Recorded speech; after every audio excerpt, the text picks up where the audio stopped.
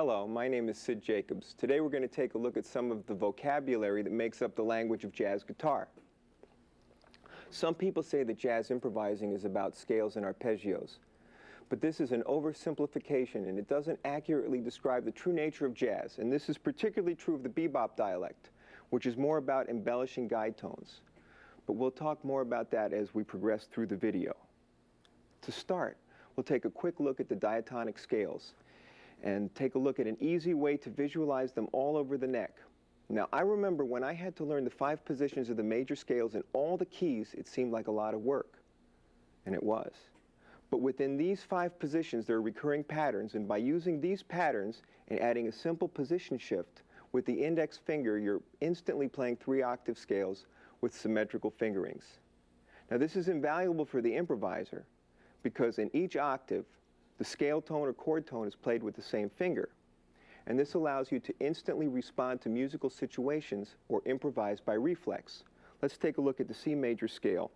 Starts on the note B, and the fingering is 1, 2, 4, 1, 2, 4. Here we go, 1, 2, 4, 1, 2, 4.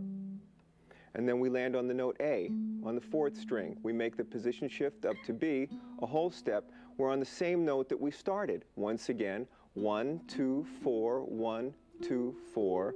We adjust for the 2nd string. 1, 1, 1, 2, 4, 1, 2, 4. So all we have to remember is 1, 2, 4, 1, 2, 4, 1, 1. It's 1, 2, 4, 1, 2, 4, 1, 1, 2, 4, 1, 2, 4, 1, 1, 2, 4. So there it is, 3-octave scales, first lesson, no problem. It's a lot simpler. Another pattern we see in the C major scale is from the 5th position, starting on A, 1, 3, 4, 1, 3, 4. We land on G, on the 5th fret, the 4th string. We go 1, 1, 1, 3, 4, 1, 3, 4 again. Adjust for the 2nd string. 1, 1, 3, 4, 1, 3, 4. There we are, 3-octave scale. 1, 3, 4, 1, 3, 4, 1, 1, 3, 4, 1, 3, 4, 1, 1, 3, 4, 1, 3. So now that we've taken a look at the 3-octave major scale, let's talk a little bit about the modes. And very briefly, the modes are commonly explained as scales that start on different degrees of the major scale.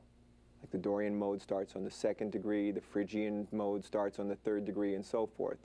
But this word starts causes a lot of problems, a lot of confusion for students not yet able to discriminate between music theory and music truth.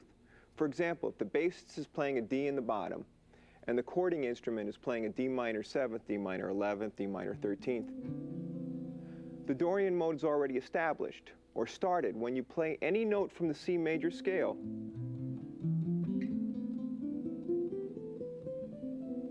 I'm playing Dorian mode regardless of the first note of your phrase. You're playing in the Dorian mode. So I hope this clarifies what's really a simple concept that causes a lot of confusion. Now let's take a look at the harmonic minor scale. The only difference between the notes of the C major and the A harmonic scale is that you play a G sharp instead of a G natural for A harmonic. So the shift from G to A would now become G sharp to A, but the fingering would remain the same. 1, 1, 3, 4, 1, 3, 4. 1, 1, 3, 4, 1, 3, 4, adjust for the 2nd string. 1, 1, 3, 4, 1, 3, 4.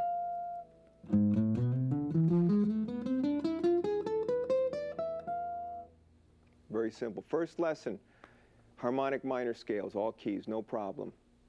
All right, continuing with the fingering philosophy, the difference between C major and C melodic minor is that the E natural becomes E flat for C melodic. So in this fingering, we'll have 1, 3, 4, 1, 2, 4. The 2 is now E flat. So we have 1, 3, 4, 1, 2, 4, 1, 1, 3, 4, 1, 2, 4, 1, 1, 3, 4, 1, 2, 4.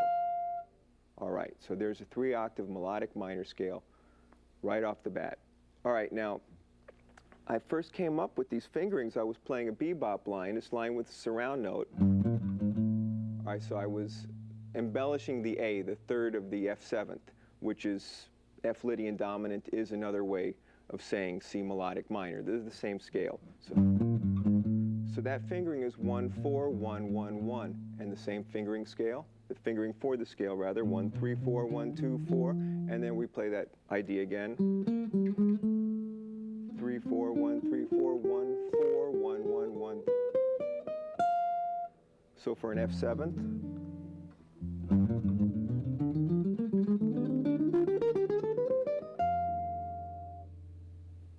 because your fingers are always on the same note with these scale patterns, you can base your arpeggio fingerings from the scale. For example, we have this 1, 2, 4, 1, 2, 4, 1, 1, 2, 4, 1, 2, 4. We go C major 7th, B, C, E, G, 1, 2, 1, 4. Next position, 1, 2, 1, 4, and the next position, 1, 2, 1, 1, 2, 1, 4. Today I'm being accompanied by my good friend and great guitar player, Ron Berman. And Ron's been an inspiration, and I just only hope that when he does his video, he'll call me to accompany him. Sometimes we add a triad or 7th chord arpeggio above a root. Like, for example, an A minor above an F will sound like an F major 7th. So here's an F major 7th chord. Now there's an A minor sound. There's the F. There's the A minor 7th triad. I mean, A minor 7th chord, rather. And then here's, all right. And then in reverse, here have A minor.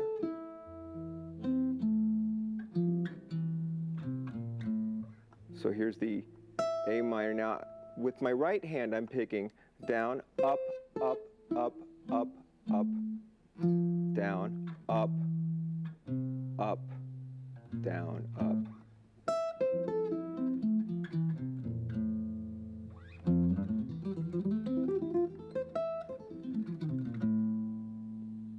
So that's one way that you can mix these ideas of combining triads and 7th chords.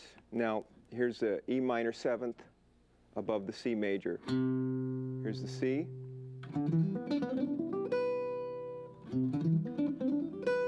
So let me show you this fingering. It's 1, 2, 4. Now down, down, down.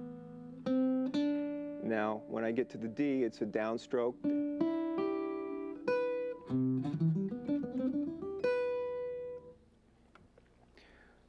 Other modern sounding uses for triads and polychords, we have triad pairs. For example, F major and G major triads. They come from the C major scale.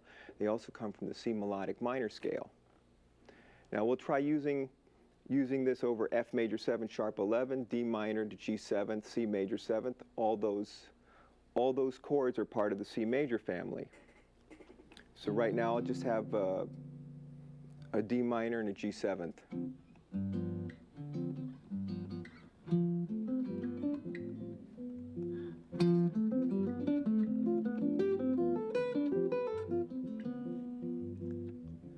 Now this is an F major triad, F, A, C. And this is G, B, D, root position. Now watch the fingering, because it might not be your first choice of fingering. We might think of going like this, but I'm going to try and lay out the fingers so we'll always be prepared for the next note.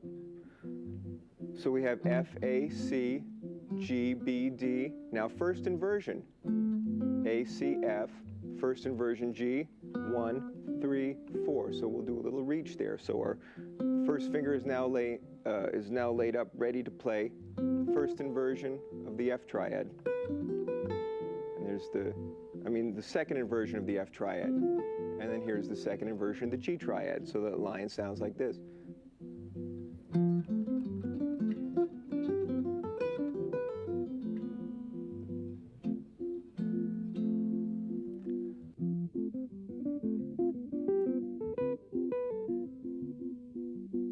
All right, now this also works with the chords from melodic minor, because the 4th and the 5th degree of melodic minor is also F and G. So chords from C melodic minor, we have F Lydian dominant or B seventh altered. That's sometimes referred to as the Hendrix chord. So B seventh altered, and here's the same sound.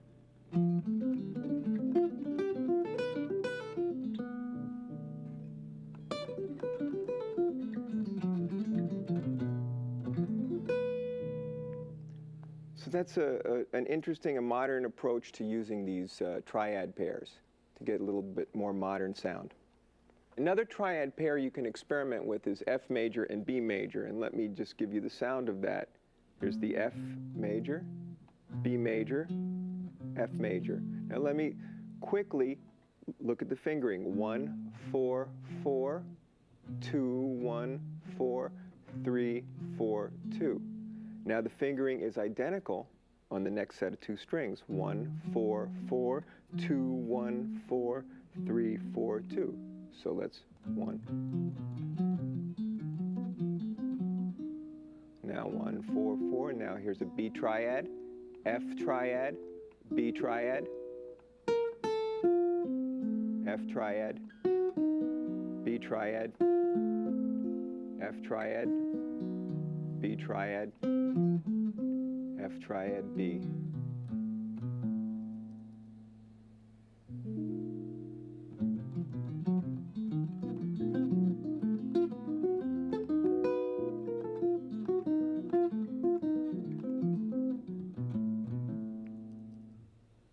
So that's one way that you can use these triad pairs to get a modern sound. I'm sure you might find something in there to make use of.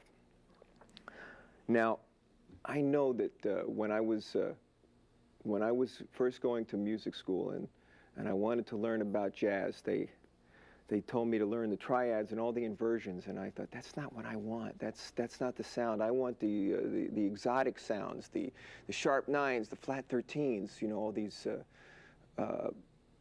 jazz chords. I didn't want the cowboy sounds, but now I had to relearn all my triads and all my inversions. So back to F and B. Let's take a look at F. There's one inversion. B, F, B, F, B, F. Now, here's F with the B in the bass, and you kind of get that sound. And this will even work with the F7 flat 9 flat 5 and the B7 flat 9 flat 5. So here's the F chord with the B in the bass. Here's a B chord with the C in the bass. That's the fifth of F, and it's the next note up on that string. Now here's the F triad with the D sharp in the bass. That's the third of the B and the next note up on that string. Continuing, here's B with the F in the bass, F with the F sharp in the bass, that's the fifth of B, and here's the B triad with the A in the bass, and that's the seventh. So here we have the sound.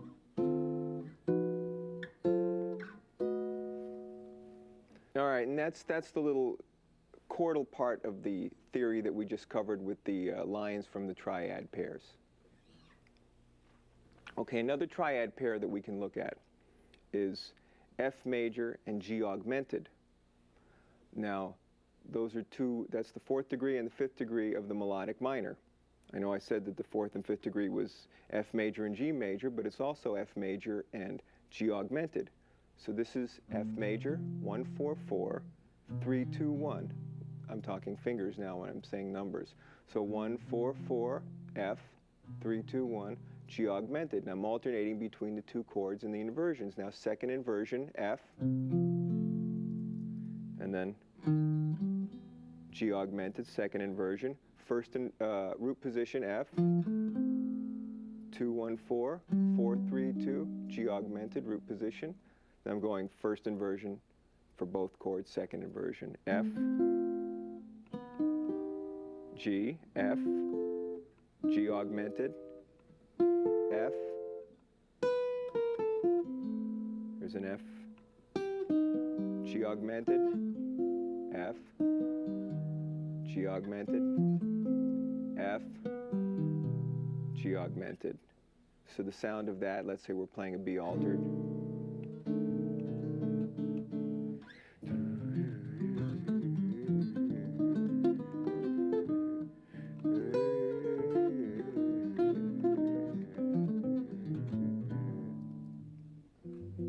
Now the basic C major triad doesn't sound much like a jazz chord, especially for those of us in search of exotic alterations. But before you dismiss the innocent triad, there's some useful and simple applications you can consider. For example, here's the triad. Now we can just embellish it by approaching each note by a half step.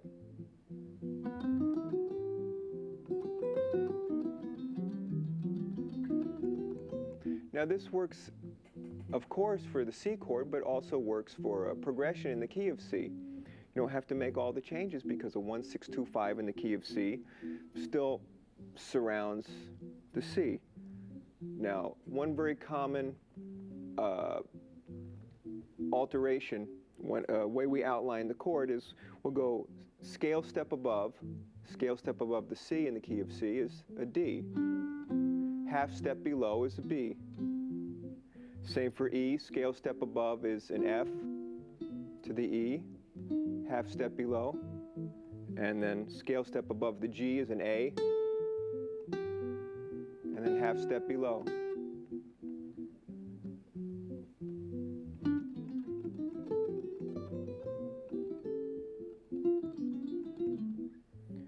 Okay, and we can do scale step above, half step below, and then the note. So instead of going, we'll just go.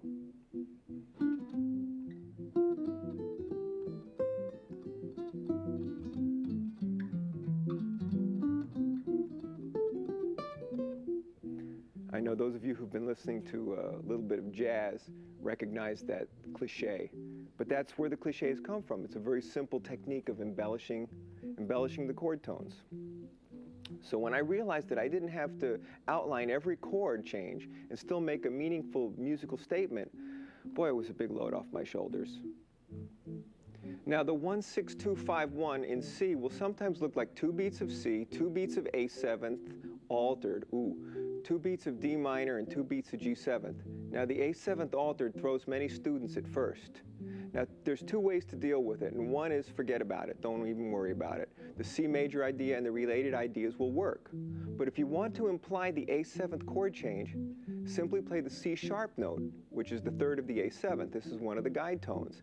And the sound of the D minor to the G7th is achieved simply by playing the 7th and the 3rd. The C is the 7th of the D minor, and you get the sound of D minor moving to G7th by just moving that note down a half step.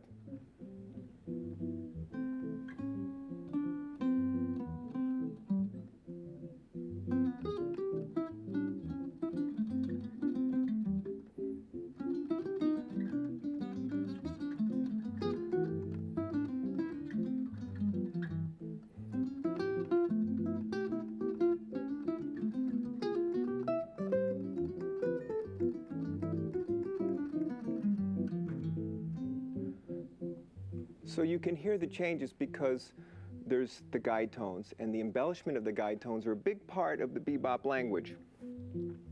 Now, just for a quick example of what I mean,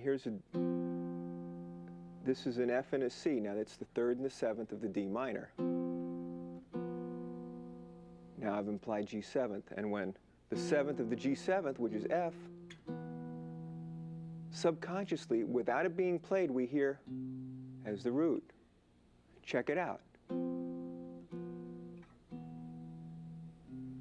You see? You can kind of hear it. And you're hearing that as the root.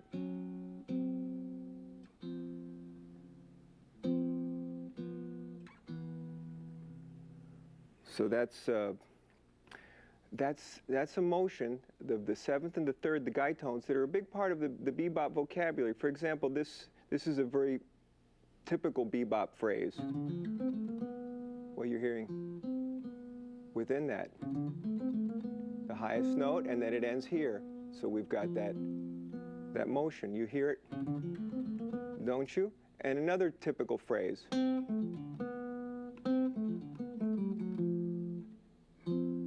So that's what I mean about the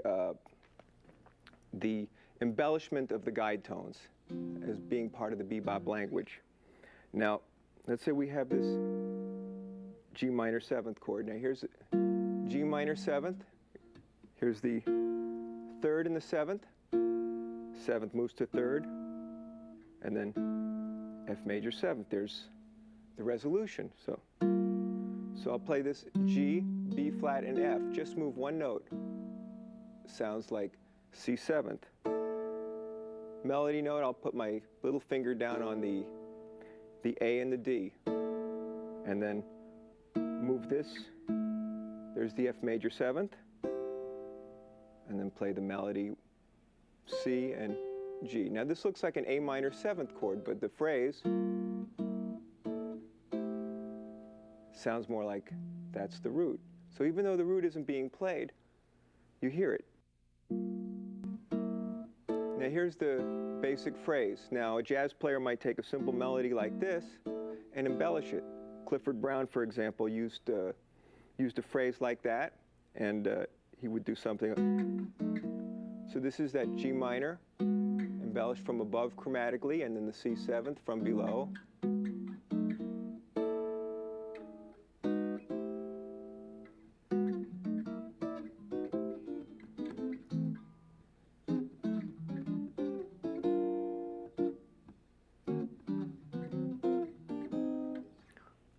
Now, the following example uses 3rds and 7ths, so you can hear a blues progression. Now, here would be a blues in B flat, 7th and 3rd. Now, I just went to the 4 chord, the 7th of the B flat 7th, A flat, and D. The A flat moves to G, the 3rd of E flat 7th. There's the 7th. So this is the 1 chord, so the 4 chord, B flat, E flat, B flat,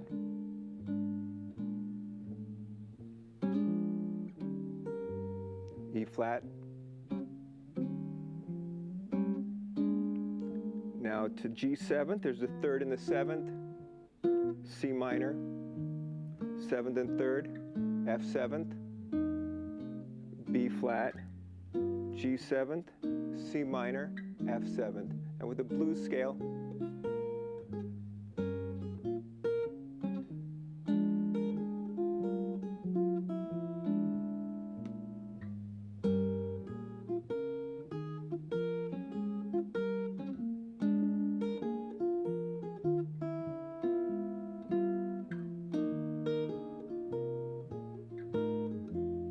and the turnaround.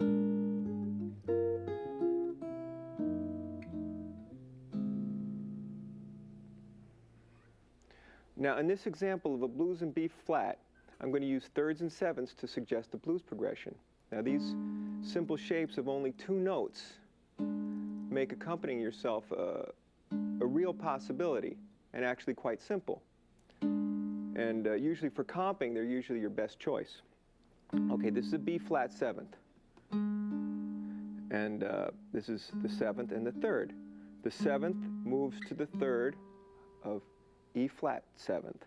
And then here we have the E flat 7th. So here's the 1 chord, B flat, E flat 7th. There's the 4 chord. So in a blues, we have 1, 2, 3, 4. The 4 chord, 1 chord, B flat,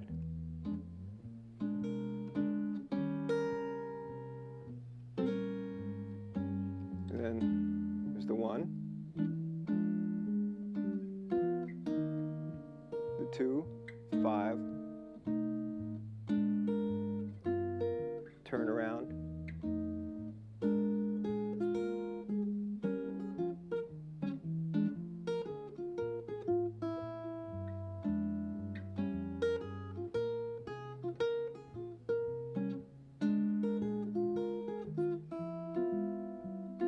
C minor, F7, and the turnaround.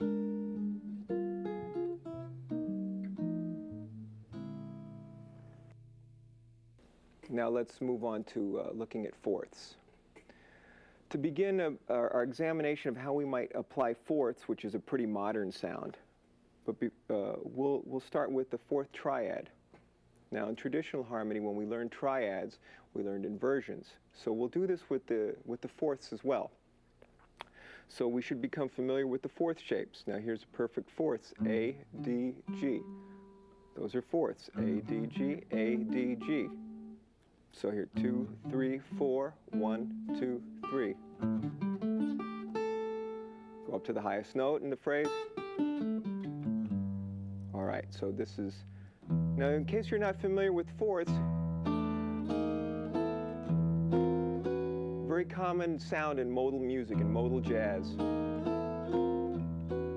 But that can get a little, sounds good, but it can get a little boring, so we want to get some of the inversions worked in there. So there's one inversion, another inversion, and another. So let's take that phrase,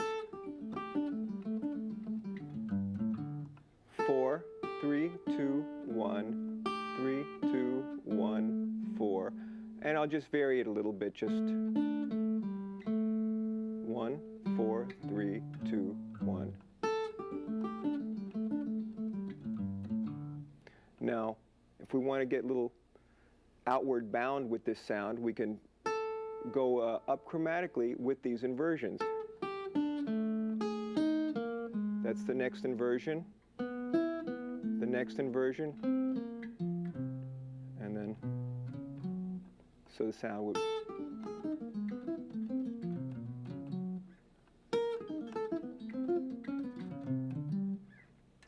So, now, just a little explanation about fourths. 5 notes in perfect fourths gives us the familiar pentatonic scale. Here's E, A, D, G, C, or C, D, E, G, A. That's the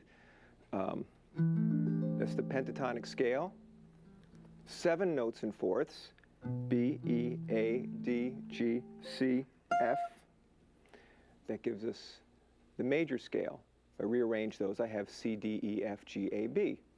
Now, 12 perfect fourths yields the chromatic scale, another 12-step program that most musicians are quite familiar with. All right, so this is the first fourth triad. Now, if we're going to go up diatonically, this would be the key of C, and then B, E, A is in the key of C. Now, if I went from C, I have C, F, and it would be B natural, not B flat, because we're staying true to the C scale, or we're remaining diatonic. So it would be C, F, B, D, G, C, E, A, D, F, B natural, E. So we have a different shape there. G, C, F, and then we're back to where we started from. So we have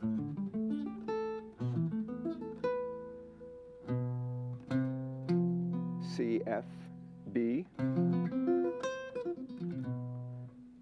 D, G, C, D, G, C,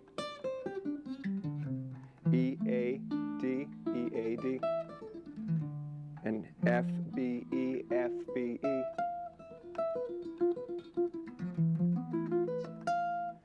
And G, C, F, G, C, F, and then we're back to where we started.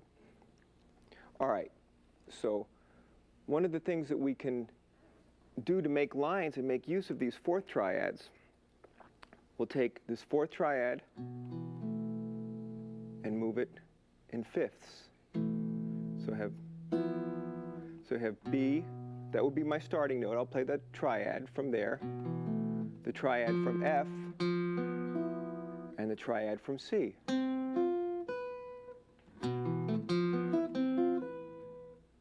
So that's one nice line. What I'm doing is I'm going up, when I get to the last one, I'll just go down the inversion, and I end on the same note I started. Then from D, it would be D, G, C, A, D, G, E, A, D.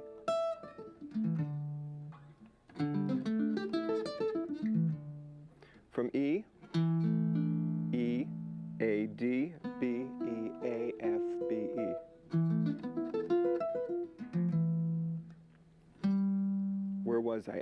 F, F, B, E.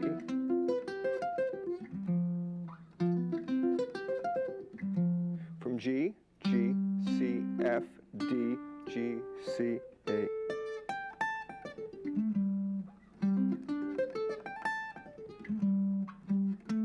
And then finally A, D, G, E. So that's one of the things we can do to make our lines. Now, just to find some other interesting lines that we can have, let's take fourths in melodic minor. A, D, G, A, D, G. Well, we haven't hit the E flat yet, so they'll be the same for C major and C melodic minor. Okay, from B would be, instead of B, E, A, B, E, A, it would be B, E flat, A, B.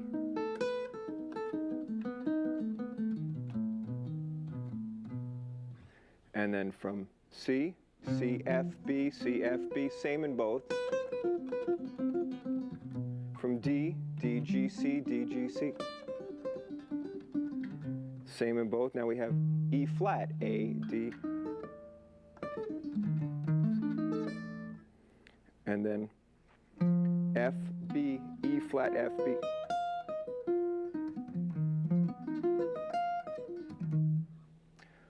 And let's see, are we back to where we started from? And then from G, C, F, G, C, F. So now we're back to where we started from. So we've done the same thing we just did for the major scale for melodic minor in fourths. And the same kind of run, let's say we have B, E flat, A, go up in fifths, F, B, E flat, C, F, B.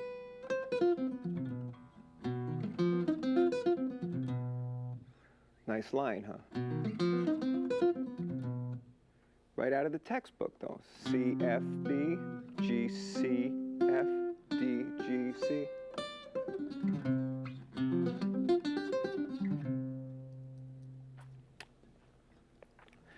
And let's have a B altered.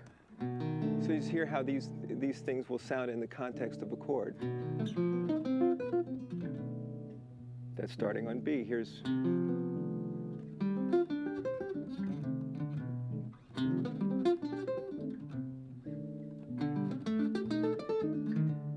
that's from D, and from E flat. Oh, I like that one, yeah. That's E flat, A, D, B, E flat, A, F, B, E flat. So each one of them is an altered form of the fourths. Now we have F, B, E flat, C, F, B, G, C, F.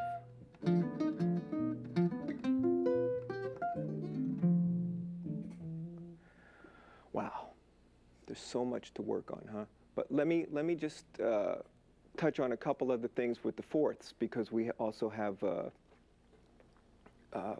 like I said, 12 tones. So here's, if we go 3-note chords in fourths, moving in minor thirds, 4 times 3 is 12. That's all 12 tones. So if you know the cycle of fourths, you see C, F, B flat, E flat, A flat, D flat, G flat, B, E, A, D, G, and we're back to where we started from. So let's say I wanted to use this as the upper parts of a D7 sharp 9. Like, where am I going to use this idea?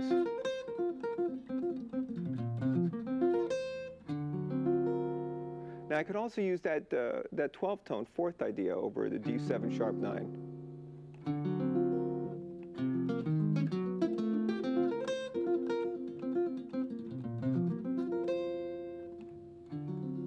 So that's one way of manipulating some of these ideas. Now another thing that we can do with these, here's the same thing up a whole step, for an example. Now I can take D, G, C, and then play forwards and backwards. Or I could take this first phrase, invert it. Here's first inversion of that. And then this thing backwards and do the same thing to the next set of 6 notes. Now I've got a nice 12-tone line just by playing backwards and inverting.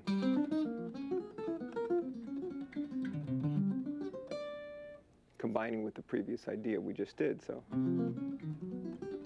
And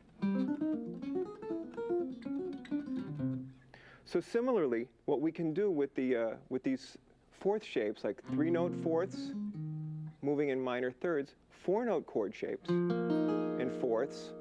Look at this: F, B flat, E flat, A flat, D flat. Now I've just moved this shape down a major third.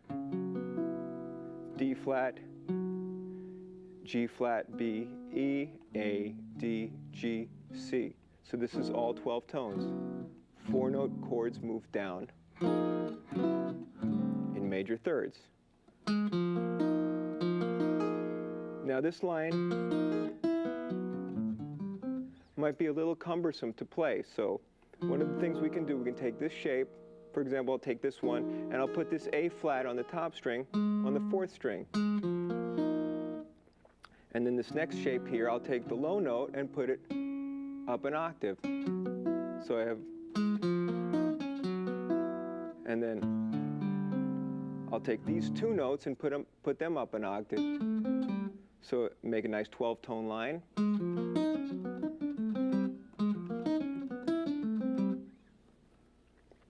So say you have a B flat pedal.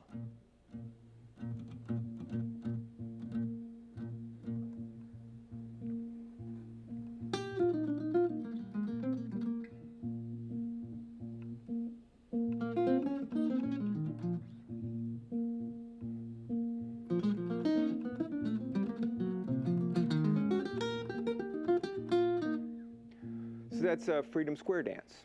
All right, so some of the non-diatonic things we can do with fourths. Well, we have a tritone splits the octave into 2 parts. So we take a 4th interval and move it up in tritones. And that gives us a nice 4-note scale. Now this is, if I'm basing it on the A and the E flat, I might try that over an F7th chord. This is what happened when a lot of jazz musicians started to go to school and they started to study the music of the 20th century composers. They started to get into a little bit more of the modern concepts. And some of it involved atonal music. And so they would learn a line like this. I say, wow, that sounds good, but how am I going to use that in the music that I'm playing?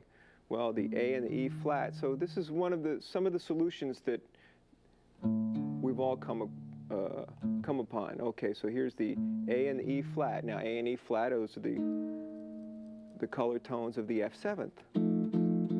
So if we heard an F7th chord, this is the 3rd, the 13th, the flat 7th, sharp 9. Now that's also going to work exactly the same for a B7th. So if we play the B7th,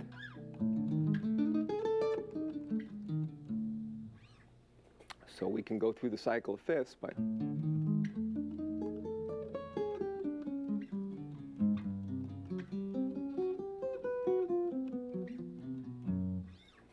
so that's one of the ways that we can use that. Now, back to, if we split the octave into 3 equal parts, that's 12 divided by 3 equals 4. Okay, so this is college level music and 3rd grade arithmetic. So we have the augmented triad. Now if we play fourths along the augmented triad, that gives us the notes of the augmented scale, which are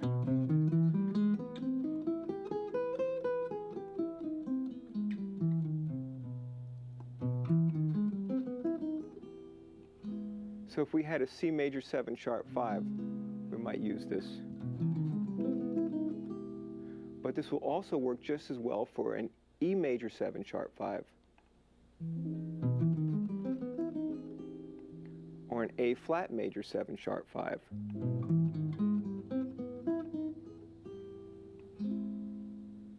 Okay, so just so you see what fingers I'm using, I've got 3, 4, 2, 3, 1, 2. And then 1, 2, 1, 2, and then that That's where I end up. Now, this is one of the things about symmetry. If I take this first scale that I did, which broke the octave into 2 equal parts, I start on A. I could also play exactly the same notes, different order of course, if I started on E flat.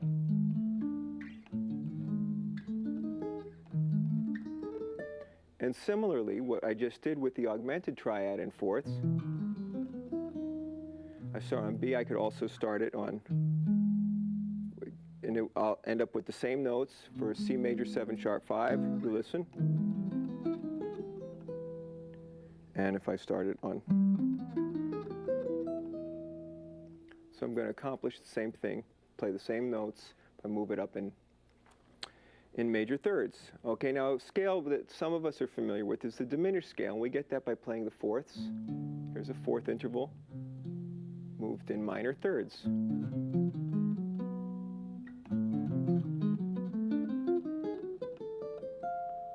And that gives us the notes of the diminished scale. That's the diminished scale, and here's the fourths. Now, sometimes you play stuff like this and it sounds a little like you're playing an exercise. So one of the ways to kind of change it around a little bit is pick it forward, backwards. You know, and do that with all your lines. You know, so you know, you have to avoid sounding like you're playing patterns, because that's the death of music. You know, it's so once you learn some of these theoretical examples, alter them slightly so they become your own. All right, now lastly, we can get all 12 tones by playing fourths in major seconds. So it'd be the whole tone scale in fourths gives us all the notes of the chromatic scale. And you can use that anywhere, over anything. Or forward, backwards. Forward, backwards, forward.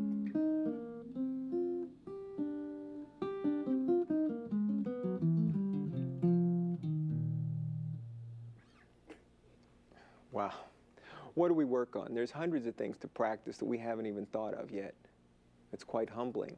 And every musician comes to this realization. Eventually, if you keep focused, you'll find your own voice, which was always there. And with that voice, you'll sing from your own experience and your own consciousness. This is creativity, the source of music and everything else. Some of us get hung up on how to organize our studies, how much to practice this or that, what do I work on. Too much emphasis, I think, is placed on concerns of organization and creating a style. If you just go straight ahead and work on whatever is compelling and relates to what you want to play, your voice will emerge naturally without forcing it. The energy will flow, and this is the reason we all love to improvise. So until next time, take care.